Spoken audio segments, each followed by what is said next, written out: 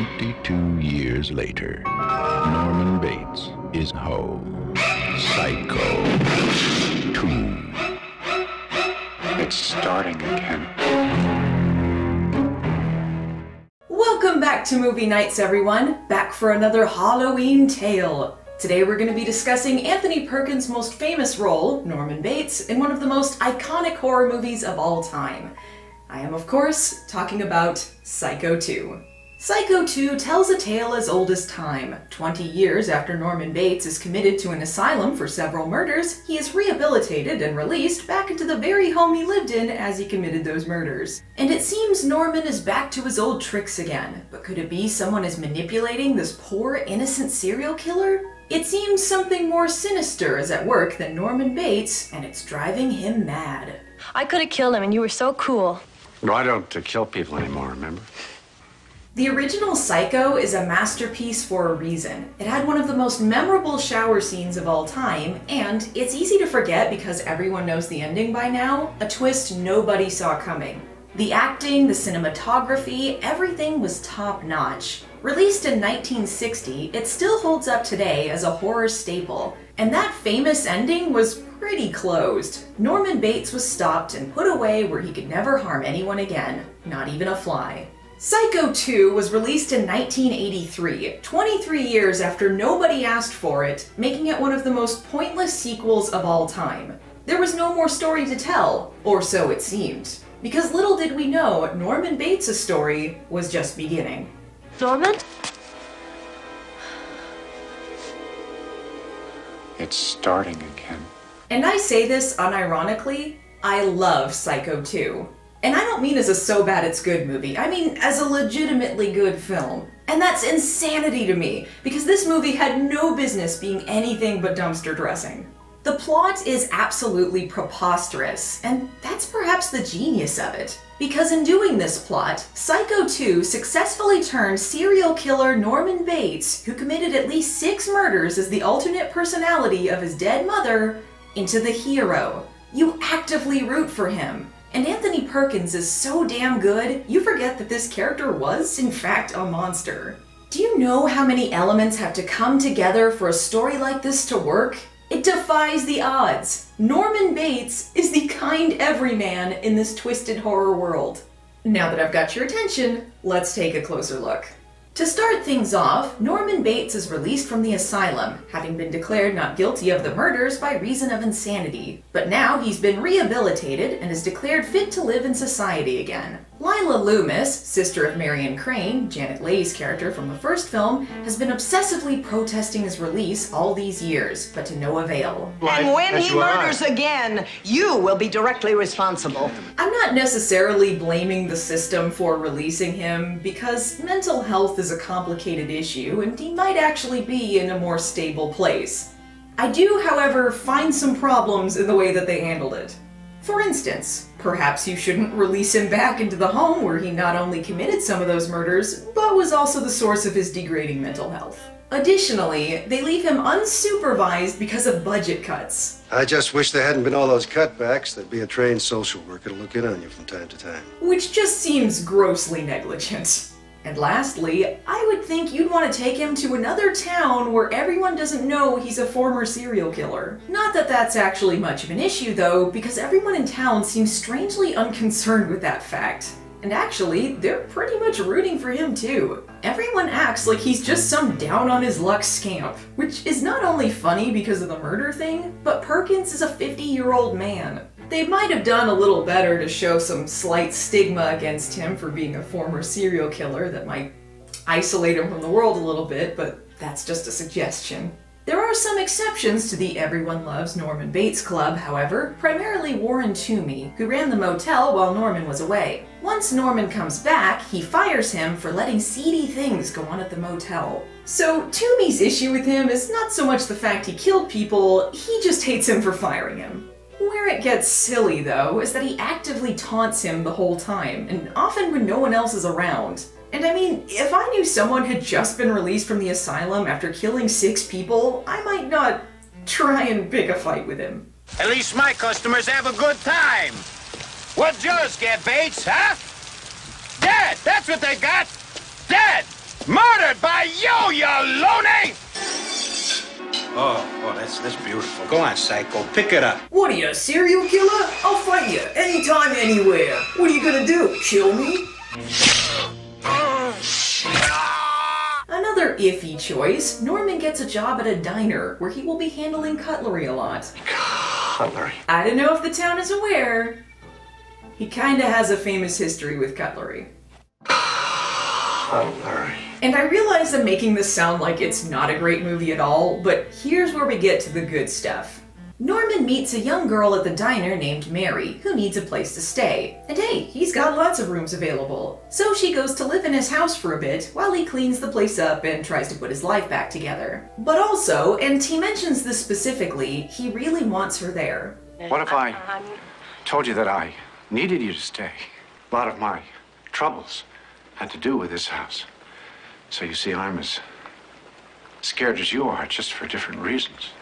The person probably most scared of Norman Bates right now is Norman Bates. You can really see his struggle through this movie. He does want to do right.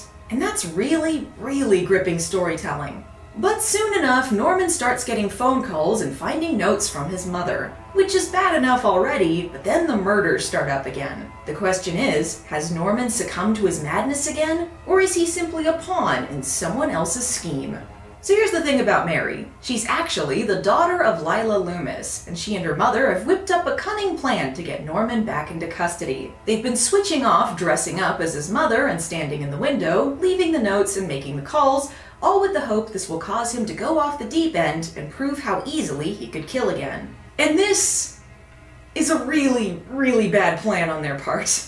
I mean, in order for it to work, they have to assume he's a nice enough guy to invite Mary to stay in the first place, and he could have easily just ignored her. But I suppose you could gather that Norman, while a murderer, does have a sense of morals. That was evident from Toomey's firing. The reason he killed those women was because of the alternate personality manifesting itself as his mother. He was a nice boy. Nice boys do nice things, just not with dirty girls. Keeping that in mind, if their plan is for Mary to get close to Norman while planting all of these seeds of madness around him, they sure do play fast and loose with Mary's life. She's alone with him many, many times, including where she takes a shower to try and recreate the murder of her aunt, and he could have killed her several times over if he was as gone as they wanted him to go. But I suppose the movie knew this, because their plan backfires spectacularly.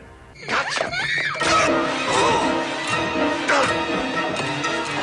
Mary's relationship with Norman is perhaps the most compelling part of this film, because during the course of her stay with Norman, she begins to sympathize with him and feel guilty for the things they're doing. She spent her life in the shadow of her dead aunt and being told stories about this demon, but now she has a unique window into all sides of who he is. He's a killer, but he's also a scared little boy. And exactly like her, he was manipulated by an overbearing and angry mother. One of the more moving scenes of the film is when he worries he's becoming his mother again, and she comforts him by telling him to remember the good things. But the only thing he can come up with is toasted cheese sandwiches.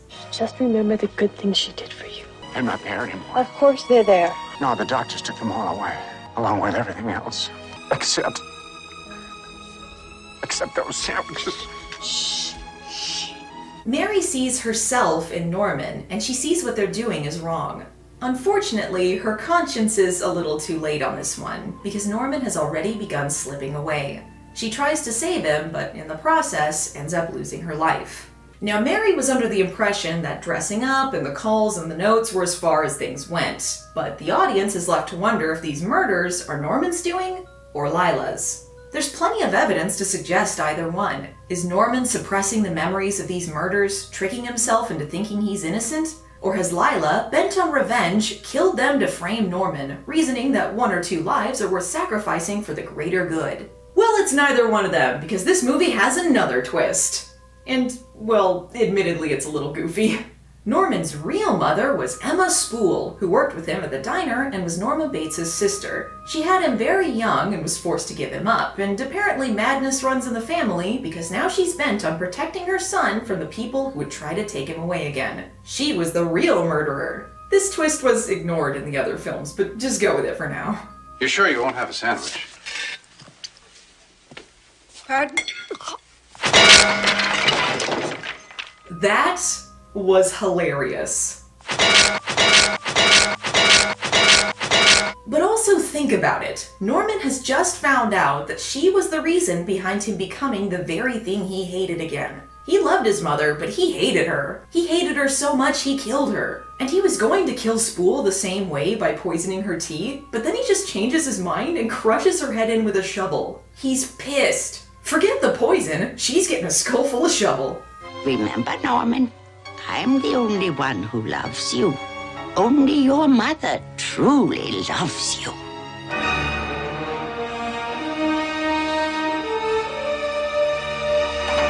And thus, history repeats itself. The Bates Motel is back open for business, and I loved it. I'm not blind to the flaws this film has. I mean, a lot of it is a leap. But I was surprised at the heart put into it. This could just as easily have been another slasher film with a lot of hokey lines and mother jokes. But it wasn't. They put a lot of thought into Norman Bates as a character and created a story that wasn't just a rehash of the first movie. I know a lot of folks make fun of this one, but really, it feels like the underdog won this time. And think about all of the things going against this movie. Psycho 2 was a petty project by Universal because Robert Bloch, author of the original Psycho novel, wrote a sequel they didn't like because of how it portrayed the horror film industry. Anthony Perkins didn't even want to do the movie at first. He'd spent 20 years, and subsequently would spend the rest of his career, trying and failing to escape being typecast because of this role. And now they wanted him to be Norman Bates again. In fact, they were considering recasting him with Christopher Walken, and this was originally going to be a TV movie. It was only made theatrical after Perkins decided to do it after all. He and the leading actress, Meg Tilly, didn't even get along, and a huge chunk of this film relies on their relationship. She hadn't even seen the original Psycho, but they still acted the hell out of this. In fact, the scene where Mary comforts Norman was at Anthony Perkins' request because he wanted to help build up the relationship of these characters. So the reason this movie even has as much feeling as it does is because of him. He took this role that had haunted him for 2 decades, made it his own again, and turned in a performance that went above and beyond what we could have asked for. Despite the flaws and the things going against it, Psycho 2 was a triumph. It was a box office success, ranking number 2 after Return of the Jedi. That's astounding. I genuinely think this is a better movie than the first one. Like, really, if you put these 2 movies in front of me to watch, I'm gonna pick Psycho 2 every time, no hesitation. There's just so many layers to it. As well done as the original Psycho is, it doesn't have quite the same intriguing nature to Norman Bates as Psycho 2 has, at least in my opinion. He's a man on the path to redemption. He recognizes that while his treatment by his mother and his mental health contributed to these murders, what he did was still wrong. He doesn't want to be a killer, not really. But fate, it appears, was stacked against him. This movie twisted the original concept and turned things upside down. Norman Bates is the hapless victim, and the hero of the original film has become the very monster she fought against. She might not have been the killer, but she helped drag Norman down again. And while Spool was the one committing the murders, Lila Loomis became his mother, Norman's manipulative puppet master. I guess it's true, if you gaze long into an abyss, the abyss also gazes into you. And it seems ridiculous, but honestly, it rings true to life. Revenge and bitterness can eat you alive and transform you into something unrecognizable. And in order to fuel that monster, she needed a villain that didn't exist anymore. Norman Bates as he was no longer, and this movie slowly drug him back into hell. And you felt the tragedy of losing the person he might have been. I can't say the same thing for the other Psycho sequels, but maybe we'll discuss those another time. As for Psycho 2, please watch it. It's a really good movie, and I think you'll dig it. So we'll see you around, guys, because for now, I'm checking out.